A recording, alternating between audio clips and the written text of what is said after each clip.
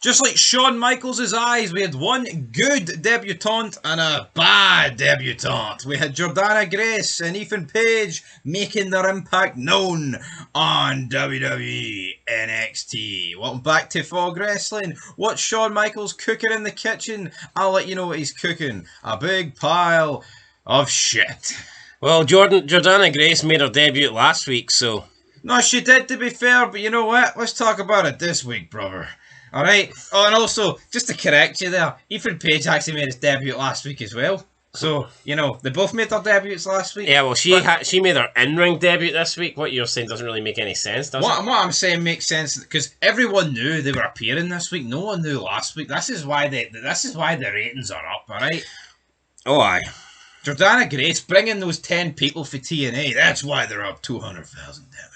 I mean, Shawn Michaels has got more people inside his brain working at his eyeballs than fucking actually have eyeballs glued on TNA. Work out on it. Repeat that? Repeat that. You go take a flying focus to yourself, Shawn Michaels. What I'm saying is that Shawn Michaels' eyes are that bad, it takes like a group of 10 engineers just to fucking move them into place. You see how slow they are?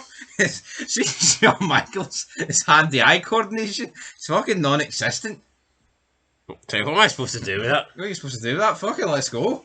Let's go! Let's go! All ego, all eyes. Let's go.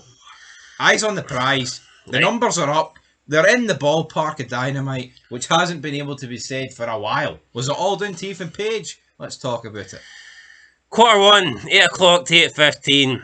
Ethan Page, Robert Stone, Ava. So Robert Stone, I guess he's like the assistant GM now on NXT. We got Jordan Grace versus Stevie Turner. Post-match with Roxanne Perez. And we got a Trick Williams Lash Legend angle. This got 786,000 views. So, not a bad start there. Quarter 2, 8:15 to 8:30. Sean Spears, Josh Briggs, Javon Evans backstage angle. Meechin, Jada Parker, Kalani Jordan, Lash Legend, Fallon Henley, Sol Ruka, live angle. This was the NXT North American Women's Championship Summit. And then we led into a no quarter catch crew angle, down 2%. I thought there was a really good line in that summit where Jada Parker says to Meechin, you might be back on NXT, but this isn't no black and gold, baby. And if you come after my championship, I'm going to beat your ass black and blue. I thought that was a really good line there, but yeah, a lot of people weren't really impressed with this segment. No, that is a good line. I mean, it's probably sounded better coming from her than you there. You sound a wee bit clinically depressed, but here, what I would say is NXT gives you bang for your buck. You've got a lot happening in the quarters.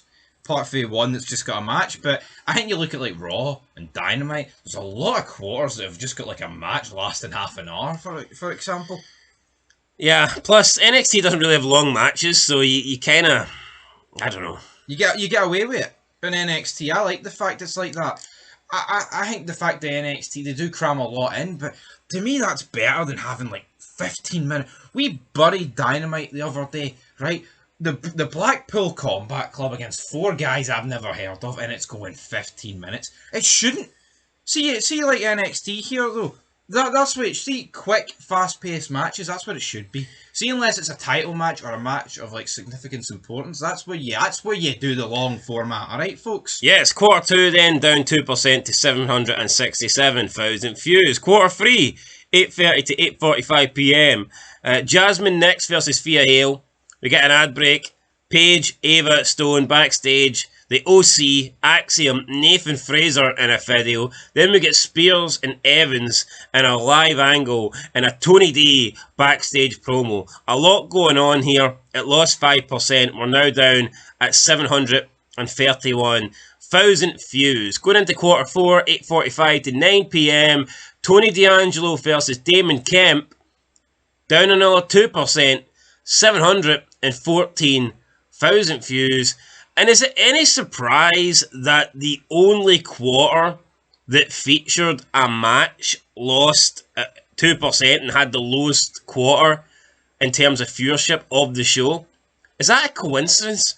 Does that just show that people don't really want to sit through 15 minutes of just a wrestling match and that they want They, like you said, they want like quick changes, go from a quick match to a backstage angle to a promo. Because that's what you got in the Attitude Era when you think about it. Everything was happening so fast. You take 15 minutes from any Raw during the Attitude Era and you would probably get through like maybe one match and a bunch of segments, or even maybe a couple of matches and a couple of segments.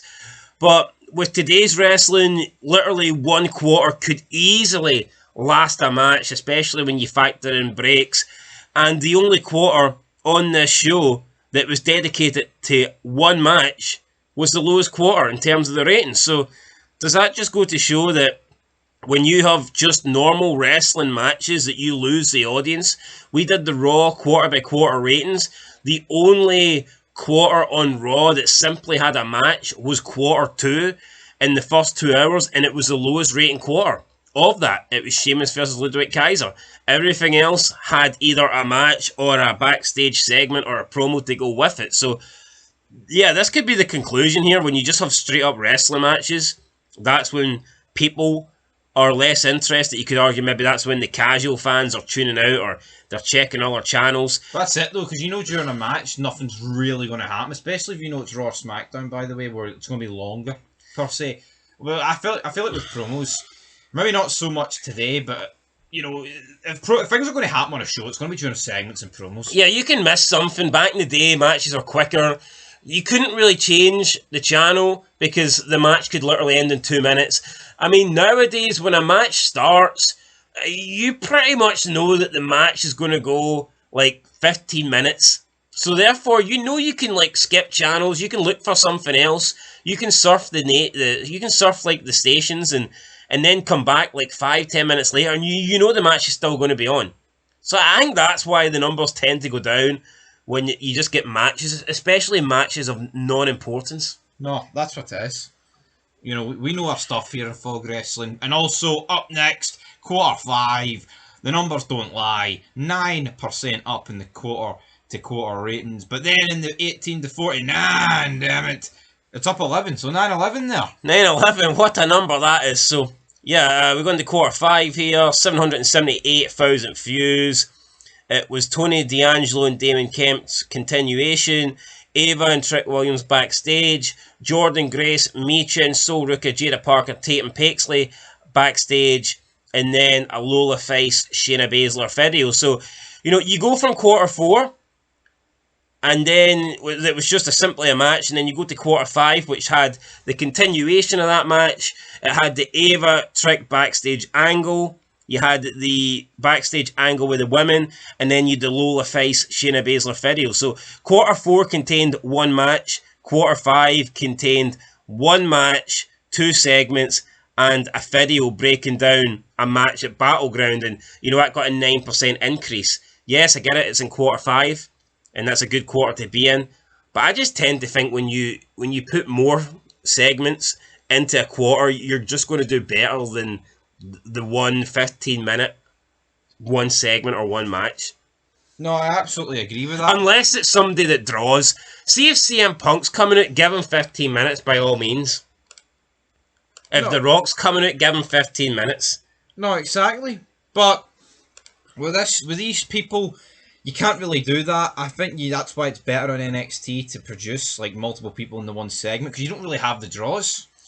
So when you have your matches, even though I think I like Tony D, but he's not a draw.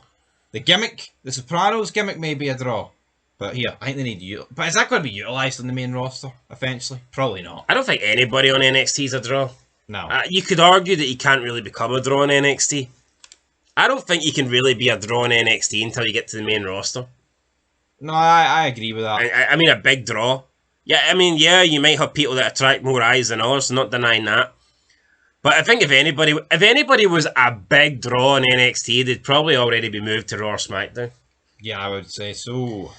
So yeah, we're going to quarter 6, 9:15 to 9:30. Natalya versus Izzy Dame. Axiom and Nathan Fraser backstage. And then we get a Gallus live promo. This went up 2%. We're at 790,000. We then get quarter 7, 9:30 to 9:45. Gallus, Obafemi, Wes Lee live angle. We get a Wendy Chu Video, Alexis King, Dante Chen backstage angle, Sol Ruka, Michin and Jada Parker versus Fallon Henley, Kalani Jordan and Lash Legend. This went down 1% to 784,000. Quarter 8, 8:45 to 10 p.m. We got the continuation of that 6-woman tag match. We got a Stevie Turner and Ava backstage angle. And then we got the Ava Ethan Page live promo. This went down 1%, 778,000. And then the overrun, which was 8 minutes, with Trick Williams coming out to challenge Ethan Page. This got a 4% increase and finished with 807,000. That was the highest rated part of the show. Now, it was the overrun, so I don't know if it's fair to count that. So, yeah, 807,000 views. If you take that away, the highest rated quarter was quarter 6 with 790,000 views. But I think what I've noticed about NXT is pretty consistent. I mean, every single quarter, from quarter 1 to quarter 8, was in the 700,000 territory. So it's not like Raw where you see a massive drop-off, or Dynamite. I mean, this was kind of like similar to a SmackDown, where it stays like pretty consistent throughout. No, that's what you need. You need consistency, and it looks like with NXT they've got that. But again, in the second hour was actually stronger than the first. It was. They're taking a leaf out of AEW's book here. A wee overrun, a wee cheeky overrun. Seems to be working. Seems to be working. I'll tell you what's not working though. What is the OC and Natalya doing on NXT, by the way? I know they haven't really. I mean, Natalya had the best, quarter apart from the overrun. But at the end of it, what are they doing? No, seriously, let's have a discussion here. Forget the ratings. Ratings are in the bin. OC and Natalya on NXT? Enlighten me. Fucking Shawn Michaels cooking. People think they're not increasing nothing. No, yeah, they're increasing hee-haw. Like, she just shot herself on Raw in that match. Yeah, anyway, that's it, guys. Catch you in the next one. Till then, peace.